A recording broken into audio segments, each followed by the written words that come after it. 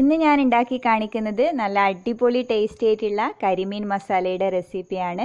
ഇത് നിങ്ങൾക്ക് ചോറിൻ്റെ കൂടെയോ പത്തിരിയുടെ കൂടെയോ ഇല്ലെങ്കിൽ ചപ്പാത്തിൻ്റെ കൂടെയോ അങ്ങനെ എന്തിൻ്റെ കൂടെയും കൂട്ടി കഴിക്കാൻ പറ്റിയ നല്ല ടേസ്റ്റി ആയിട്ടുള്ള ഒരു മസാലയാണിത്.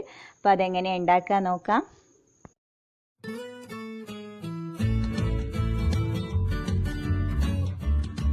വീഡിയോ കാണുന്നതിന് മുമ്പ് എൻ്റെ ചാനൽ ആദ്യമായിട്ട് കാണുന്നവരാണെങ്കിലും ഇതുവരെ സബ്സ്ക്രൈബ് ചെയ്തിട്ടില്ലാത്തവരാണെങ്കിലും താഴെ കാണുന്ന റെഡ് കളർ സബ്സ്ക്രൈബ് ബട്ടൺ ഒന്ന് പ്രസ് ചെയ്യണേ.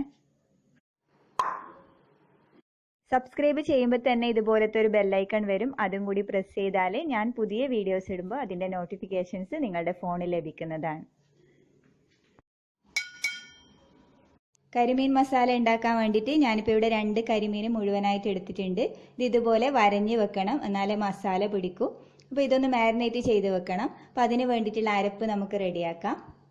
മിക്സിയുടെ ചെറിയ ജാറിലേക്ക് 5 ചെറിയുള്ളി, ഒരു 4 വെളുത്തുള്ളി, ഒരു ചെറിയൊരു കഷ്ണം ഇഞ്ചി, പിന്നെ 1/4 ടീസ്പൂൺ പെരിഞ്ജീരകം, ഒരു ലെമണിൻ്റെ പകുതി നീര് എടുത്തത്, പിന്നെ ഇതിലേക്ക് ഒരു 2 ടീസ്പൂൺ മുളക് പൊടി, പിന്നെ 1/4 ടീസ്പൂൺ മഞ്ഞൾപ്പൊടി, ആവശ്യത്തിന് ഉപ്പ്, ഇവ ചേർത്ത് നമുക്ക് നന്നായി ഒന്ന് അരച്ചെടുക്കാം. നന്നായി അരച്ചെടുത്തിട്ടുണ്ട്. ഇനി ഇത് നമുക്ക് മീനിൽ പുരട്ടി വെക്കാം. നന്നായി മാരിനേറ്റ് ചെയ്ത് വെച്ചിട്ടുണ്ട്. അരപ്പ് കുറച്ച് ടൈറ്റായിട്ട് തോന്നുന്നുണ്ടെങ്കിൽ കുറച്ചുകൂടി നാരങ്ങ നീര് ഒഴിച്ചു കൊടുത്താൽ മതി. ഇനി ഇത് നമുക്ക് ഒരു 10 മിനിറ്റ് റെസ്റ്റ് ചെയ്യാൻ വേണ്ടിയിട്ട് വെക്കാം.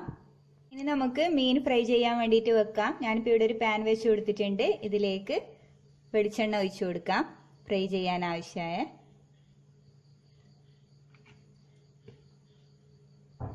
ഇനി ഇതിലേക്ക് നമുക്ക് മീനിട്ട് കൊടുക്കാം.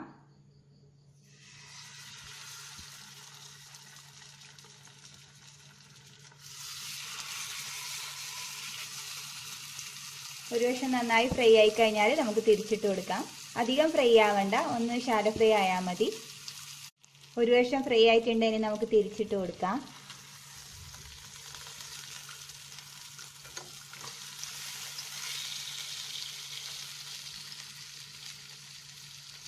മീൻ ഫ്രൈ ആയിട്ടുണ്ട്. ഇനി നമുക്കിത് കോരി മാറ്റാം.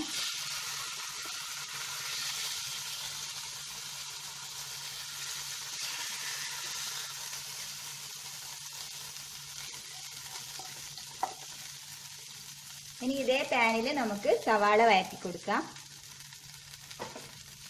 ഇതിലേക്ക് സവാള വഴറ്റാൻ ആവശ്യമായ വെളിച്ചെണ്ണ ഒഴിച്ചു കൊടുക്കാം.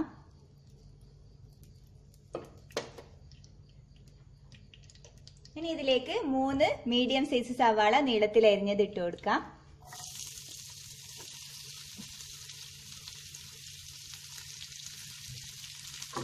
കുറച്ച് കരിവേപ്പില, പിന്നെ 4-5 വെളുത്തുള്ളി നീളത്തിൽ അരിഞ്ഞത്, ചെറിയൊരു കഷ്ണം ഇഞ്ചി, ഒരു പച്ചമുളക് ചെറുതായി അരിഞ്ഞത് ഇവ ചേർത്ത് കൊടുക്കാം. ഇതെല്ലാം ഒന്നിച്ചിട്ട് നന്നായി വഴറ്റിയെടുക്കാം. സവാള നന്നായി വഴന്നിട്ടുണ്ട്. ഇനി നമുക്കിതിലേക്ക് 2 മീഡിയം സൈസ് തക്കാളി നീളത്തിൽ അരിഞ്ഞത് ഇട്ട് കൊടുക്കാം. ഇനി ഇത് നന്നായി വഴറ്റിയെടുക്കാം. തക്കാളി നല്ല സ്മാഷായി കിട്ടണം. തക്കാളി നന്നായി വഴന്നിട്ടുണ്ട്. ഇനി നമുക്കിതിലേക്ക് ആവശ്യത്തിന് ഉപ്പ് ചേർത്ത് കൊടുക്കാം. ഉപ്പ് കുറച്ച് ചേർത്ത് കൊടുത്താൽ മതി. നമ്മൾ മീൻ ഫ്രൈ ചെയ്യുമ്പോൾ ഉപ്പ് ചേർത്തിട്ടുണ്ട്. ഇനി നമുക്കിതിലേക്ക് ഒരു 1/2 ടീസ്പൂൺ ഗരം മസാലപ്പൊടി ചേർത്ത് കൊടുക്കാം.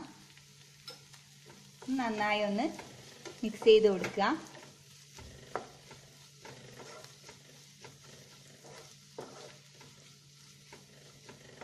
ഇനി നമുക്ക് ഇതിലേക്ക് നമ്മൾ ഫ്രൈ ചെയ്ത് വെച്ച കരിമീൻ ഇട്ട് കൊടുക്കാം.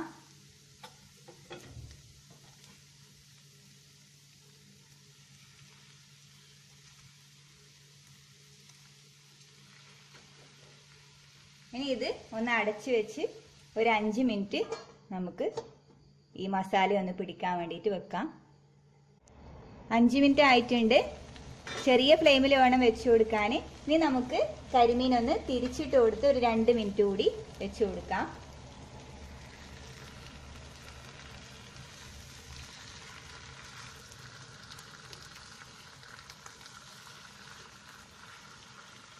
മസാല നന്നായി പിടിച്ചു വരാൻ വേണ്ടിയിട്ടാണ് തിരിച്ചിട്ടും കൊടുക്കുന്നത്.